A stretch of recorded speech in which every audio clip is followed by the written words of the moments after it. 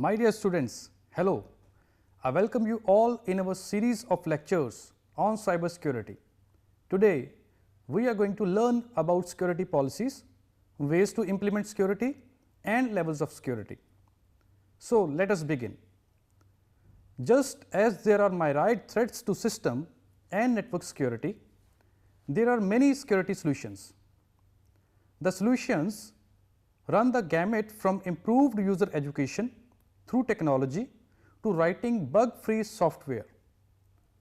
Most security professionals subscribe to the theory of defense in depth, which states that more layers of defense are better than fewer layers. Of course, this theory applies to any kind of security. Consider the security of a house without a door lock, with a door lock and with a lock and an alarm. So, let us look at the major methods, tools and techniques that can be used to improve resistance to threats, but before that we need to understand what is security policy. The first step towards improving the security of any aspect of computing is to have a security policy. Policies vary widely, but generally include a statement of what is being secured. For example, a policy might state that all outside accessible applications must have a code review before being deployed, or that users should not share their passwords, or that all connection points between a company and the outside must have port scans run every 6 months. Without a policy in place, it is impossible for users and administrators to know what is permissible, what is required and what is not allowed. The policy is a roadmap to security, and if a site is trying to move from less secure to more secure, it needs a map to know how to get there. Once the security policy is in place, the people it affects should know it well. It should be their guide. The policy should also be a living document that is reviewed and updated periodically to ensure that it is still pertinent and still followed. But the main question that arises is how vulnerability will be assessed. How can we determine whether a security policy has been correctly implemented? The best way is to execute a vulnerability assessment. Such assessments can cover broad ground, from social engineering through risk assessment to port scans. For example, risk assessment endeavors to value the assets of the entity in question. That can be a program, a management team, a system or a facility, and determine the odds that a security incident will affect the entity and decrease its value. When the odds of suffering a loss and the amount of the potential loss are known, a value can be placed on trying to secure the entity. The core activity of most vulnerability assessments is a penetration test, in which the entity is scanned for non-vulnerabilities. Vulnerability scans typically are done at times when computer use is relatively low to minimize their impact. When appropriate, they are done on test systems rather than production systems, because they can induce unhappy behavior from the target systems or network devices. A scan within an individual system can check a variety of aspects of the system, such as short or easy to guess passwords, unauthorized privileged programs such as set user ID programs, unauthorized programs in a system directory, unexpectedly long running processes, improper directory protections on user and system directories, and improper protections on system data files such as the password file, device drivers or the operating system kernel itself. Dangerous entries in the program, search paths, for example, the Trojan horse, changes to system programs detected with a checksum values, or unexpected or hidden network daemons. Any problems found by a security scan can be either fixed automatically or reported to the managers of the system. Networked computers are much more susceptible to security attacks than are standalone systems. Rather than attacks from a known set of access points such as directly connected terminals, we face attacks from an unknown and large set of access points, a potentially severe security problem. To a lesser extent, systems connected to telephone lines via modems are also more exposed. In fact, a system to be only as secure as its most far-reaching connection. For instance, a top secret system may be accessed only from within a building, also considered as top secret. The system loses its top secret rating if any form of communication can occur outside that environment.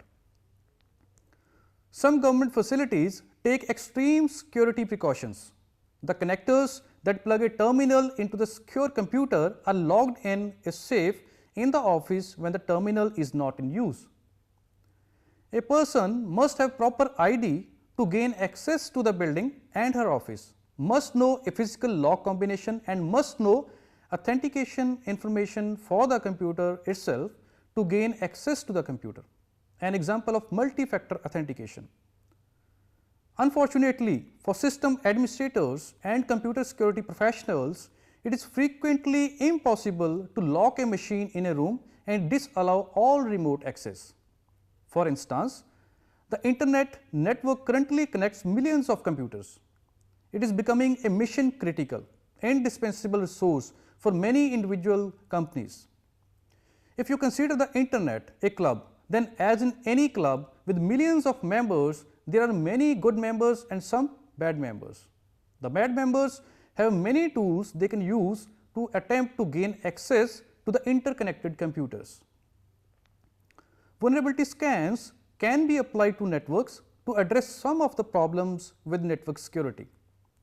The scans search a network for ports that respond to a request. If services are enabled, then access to them can be blocked or they can be disabled.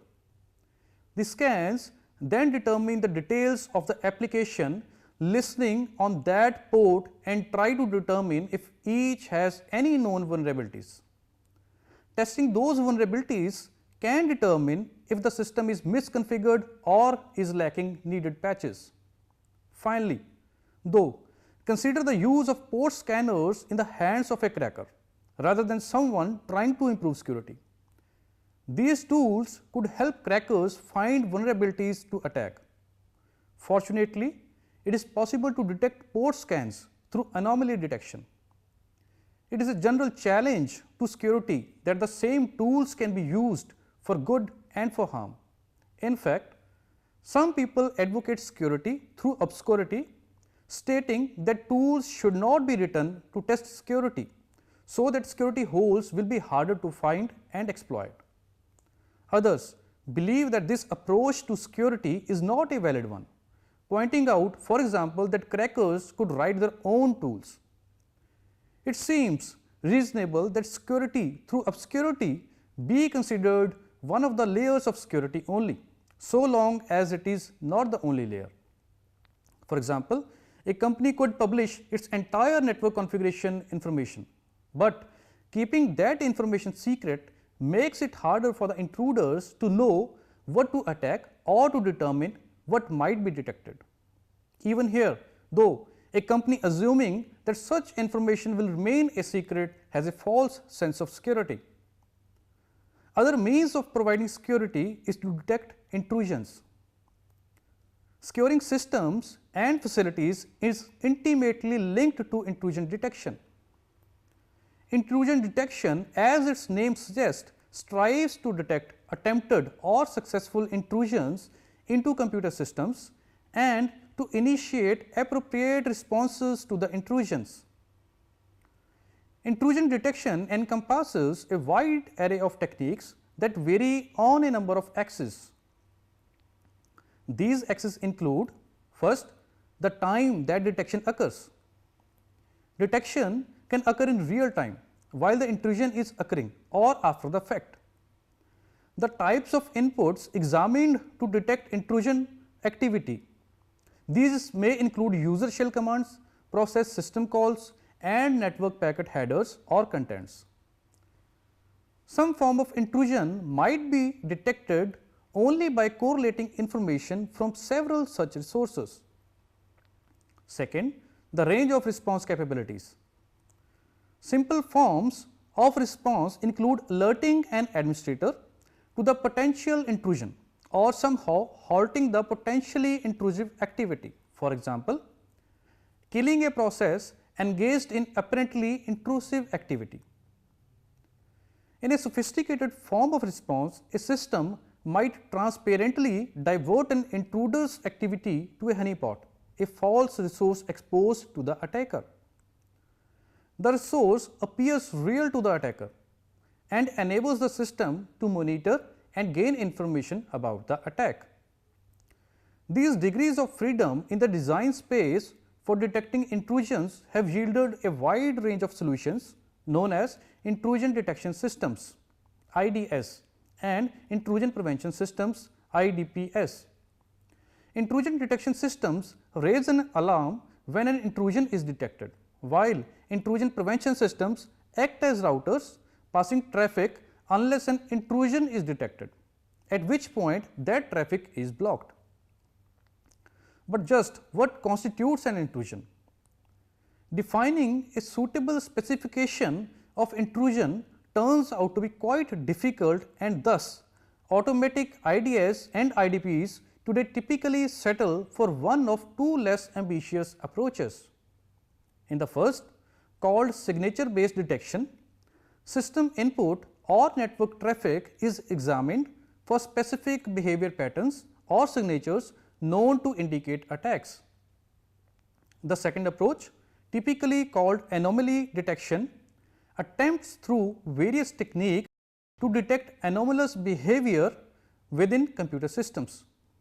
Of course, not all anomalous system activity indicates an intrusion, but the presumption is that intrusions often induce anomalous behavior.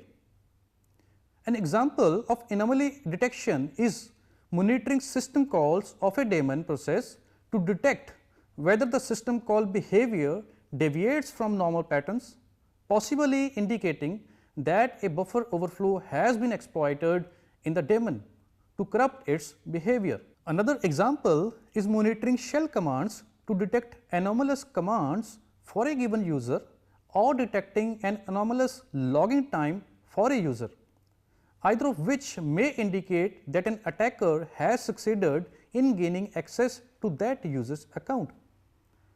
Signature based detection and anomaly detection can be viewed as two sides of the same coin. Signature based detection attempts to characterize dangerous behaviors and detects when one of these behaviors occurs, whereas anomaly detection attempts to characterize normal or non-dangerous behaviors and detects when something other than these behaviors occurs. These different approaches yield IDs and IDPs with very different properties. In particular, anomaly detection can detect previously unknown methods of intrusion, so called zero-day attacks. Signature based detection, in contrast, will identify only known attacks that can be codified in a recognizable pattern. Thus, new attacks that were not contemplated when the signatures were generated will evade signature based detection. This problem is well known to vendors of virus detection software, who must release new signatures with great frequency as new viruses are detected manually. Anomaly detection is not necessarily superior to signature based detection, however. Indeed, a significant challenge for systems that attempt anomaly detection is to benchmark normal system behavior accurately. If the system is already penetrated when it is benchmarked, then the intrusive activity may be included in the normal benchmark. Even if the system is benchmarked cleanly without influence from the intrusive behavior, the benchmark must give a fairly complete picture of normal behavior. Otherwise, the number of false positives, that is false alarms, or worse, false negative, will be excessive. So, intrusion detection plays a major role in providing security. Other most important aspect is virus protection. As we have seen, viruses can and do wreak havoc on systems. Protection from viruses thus is an important security concern. Antivirus programs are often used to provide this protection. Some of these programs are effective against only particular known viruses. They work by searching all the programs on a system for the specific pattern of instructions known to make up the virus. When they find a known pattern, they remove the instructions, disinfecting the program. Antivirus programs may have catalogs of thousands of viruses for which they search. Both viruses and antivirus software continue to become more sophisticated.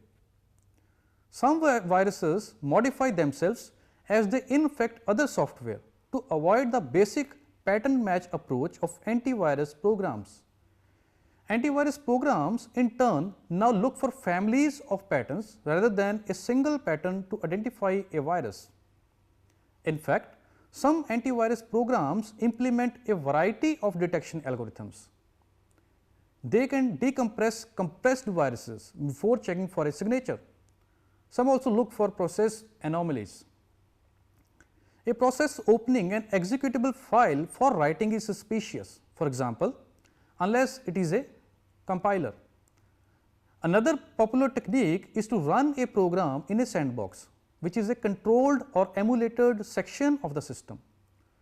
The antivirus software analyzes the behavior of the code in the sandbox before letting it run unmonitored. Some antivirus programs also put up a complete shield rather than just scanning files within a file system. They search boot sectors, memory, inbound and outbound email, files as they are downloaded, files on removable devices or media, and so on. The best protection against computer viruses is prevention or the practice of safe computing. Purchasing unopened software from vendors and avoiding free or pirated copies from public sources or disk exchange offer the safest route to preventing infection. However, even new copies of legitimate software applications are not immune to virus infection. There have been cases where disgruntled employees of a software company have infected the master copies of software programs to do economic harm to the company selling the software. For macroviruses, one defense is to exchange Word documents in an alternative file format called rich text format. Unlike the native Word format, rich text format does not include the capability to attach macros. Another defense is to avoid opening and email attachments from unknown users. Unfortunately, history has shown that email vulnerabilities appear as fast as they are fixed. A more effective defense method is to avoid opening any email attachment that contains executable code. Some companies now enforce this as policy by removing all incoming attachments to email messages. Another safeguard, although it does not prevent infection, does permit early detection. A user must begin by completely reformatting the hard disk, especially the boot sector, which is often targeted for viral attack. Only secure software is uploaded and a signature of each program is taken via secure message digest computation. The resulting file name and associated message digest list must then be kept free from unauthorized access. Periodically or each time a program is run, the operating system recomputes the signature and compares it with the signature on the original list. Any differences serve as a warning of possible infection. This technique can be combined with others. For example, a high overhead antivirus scan such as Sandbox can be used, and if a program passes the test, a signature can be created for it. If the signatures match, the next time the program is run, it does not need to be virus scanned again. Another way of providing security is auditing, accounting and logging. Editing, accounting and logging can decrease system performance, but they are useful in several areas including security. Logging can be general or specific. All system call executions can be logged for analysis of program behavior or misbehavior. More typically, suspicious events are logged. Authentication failures and authorization failures can tell us quite a lot about break-in attempts. Accounting is another potential tool in a security administrator's kit. It can be used to find performance changes, which in turn can reveal security problems. We turn next to the question of how a trusted computer can be connected safely to an untrustworthy network. One solution is the use of a firewall to separate trusted and untrusted systems. A firewall is a computer, appliance or router that sits between the trusted and the untrusted. A network firewall limits network access between the two security domains and monitors and logs all connections.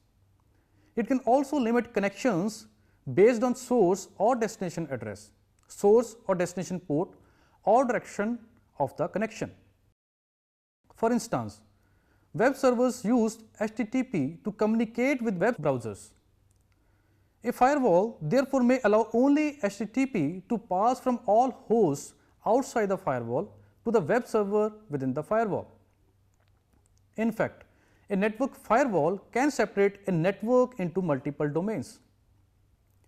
A common implementation has the internet as the untrusted domain, a semi-trusted and semi-secure network called demilitarized zone (DMZ) as another domain, and a company's computers as a third domain. Connections are allowed from the internet to the DMZ computers and from the company computers to the internet, but are not allowed from the internet or DMZ computers to the company computers. Optionally, controlled communications may be allowed between the DMZ and one company computer or more. For instance, a web server on the DMZ may need to query a database server on the corporate network. With a firewall, however, access is contained, and any DMZ systems that are broken into still are unable to access the company computers. Of course, a firewall itself must be secure and attack proof, otherwise its ability to secure connections can be compromised. Furthermore, firewalls do not prevent attacks that tunnel or travel within protocols or connections that the firewall allows. A buffer overflow attack to a web server will not be stopped by the firewall, for example, because the HTTP connection is allowed. It is the contents of the HTTP connection that house the attack. Likewise, denial of service attacks can affect firewalls as much as any other machines. Another vulnerability of firewalls is spoofing, in which an unauthorized host pretends to be an authorized host by meeting some authorization criterion. For example, if a firewall rule allows a connection from a host and identifies that host by its IP address, then another host could send packets using that same address and be allowed through the firewall. In addition to the most common network firewalls, there are other newer kinds of firewalls, each with its pros and cons. A personal firewall is a software layer either included within the operating system or added as an application. Rather than limiting communication between security domains, it limits communication to and possibly from a given host. A user could add a personal firewall to her PC, so that a Trojan horse would be denied access to the network to which the PC is connected. An application proxy firewall understands the protocols that applications speak across the network. For example, SMTP is used for mail transfer. An application proxy accepts a connection just as an SMTP server would, and then initiates a connection to the original destination SMTP server. It can monitor the traffic as it forwards the message, watching for and disabling illegal commands, attempts to exploit bugs, and so on. Some firewalls are designed for one specific protocol. An XML firewall, for example, has the specific purpose of analyzing XML traffic and blocking disallowed or malformed XML. System call firewalls sit between applications and the kernel, monitoring system call execution. For example, in Solaris 10, the least privilege feature implements a list of more than 50 system calls that processes may or may not be allowed to make. A process that does not need to spawn other processes can have that ability taken away, for instance. Now, next is computer security classifications. The classification criteria specifies 4 security classifications in systems A, B, C and D. This specification is widely used to determine the security of a facility and to model security solutions. The lowest level classification is division D or minimal protection.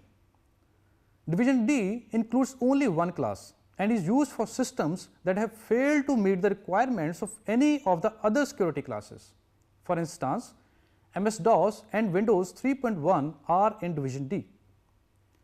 Division C, the next level of security, provides discretionary protection and accountability of users and their actions through the use of audit capabilities. Division C has 2 levels, C1 and C2. A C1 class system incorporates some form of controls that allows users to protect private information and to keep other users from accidentally reading or destroying their data. A C1 environment is one in which cooperating users access data at the same levels of sensitivity. Most versions of Unix are C1 class. A C2 class system adds an individual level access control to the requirements of a C1 system. For example, access rights of a file can be specified to the level of a single individual. Division B mandatory protection systems have all the properties of a class C2 system. In addition, they attach a sensitivity label to each object. The B1 class maintains the security label of each object in the system. The label is used for decisions pertaining to the mandatory access control.